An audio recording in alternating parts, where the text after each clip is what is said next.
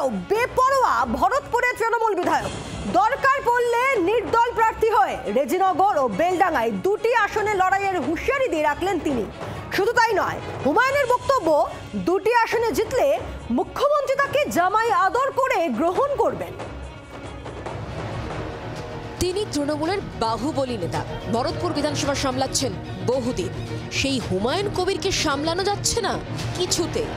দলের কড়া বার্তা, একাধিকবার শোকজের পরেও লিউকোপ্লাস্ট পরানো যায়নি হুমায়ুনের মুখে। আবার বেশুরো ভরতপুরের বিধায়ক।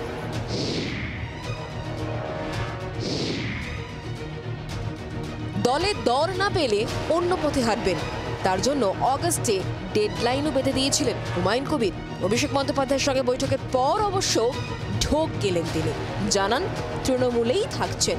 2 মাস পর আবার বেঁকে বসলেন তিনি। এবার দুটি বিধানসভা কেন্দ্র থেকে নির্দল হয়ে লড়ার হুঁশিয়ারি দিয়ে রাখলেন হুমায়ুন। সেই প্যানেল অনুযায়ী যদি নেতৃত্ব ঘোষণা হয় তাহলে ভোটে লড়বো, আর তা না লড়লে ভোটে লড়বো একটা না, মুর্শিদাবাদের 2টো সিটে লড়বো। রেজিনগর লড়বো আমার হোম সিট, আর বেলডাঙ্গা লড়বো। 2টো সিটেই জিতে দেখাবো, তারপরে আবার মুখ্যমন্ত্রীর কাছে যাব, গিয়ে জামাই আদরে আবার দলে ঢুকবো। ভরতপুরে এখনো তৃণমূলের ব্লক কমিটি তৈরি হয়নি। তাহলে কি এই কেন্দ্রে এবার টিকিট পাবেন না হুমায়ুন? সেই আশঙ্কায় কি চেপে বসছে তার মনে? গোটা জেলায় যারা তোষামত করে তাদের কমিটি হয়ে যাচ্ছে। তারা কেউ ভোটের বেলায় 1000 ভোটে যারা 300 পায় না, তারা জেলার নেতা হচ্ছে। এমএলএ এমপি ভোট হবে, আর তখন ভোট কোথায় যায়? পদ্ম ফুলে, না হলে হাতে। তাহলে এদের নেতা বানাতে হবে, এদেরকে নেতা মানতে হবে। ওসব হুমায়ুন কবির মানবে না। গরম গরম কথা বলে মাঝে মধ্যে খবরে চলে আসেন হুমায়ুন। কখনো দলের বিরুদ্ধে বিস্তর ক্ষোভ, কখনো দলের নেতৃত্বের বিরুদ্ধে পূর্ণ আস্থা। হুমায়ুনের মতিগতি সত্যিই বোঝা দেয়।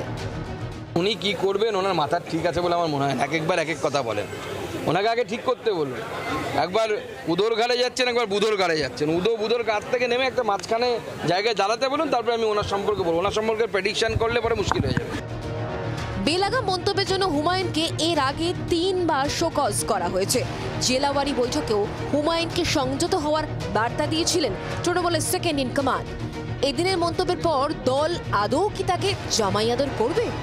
মুর্শিদাবাদ থেকে সোমা মাইতির রিপোর্ট, জি 24 ঘন্টা। বাংলার আওয়াজ, বাঙালির আবেগ, জি 24 ঘন্টা।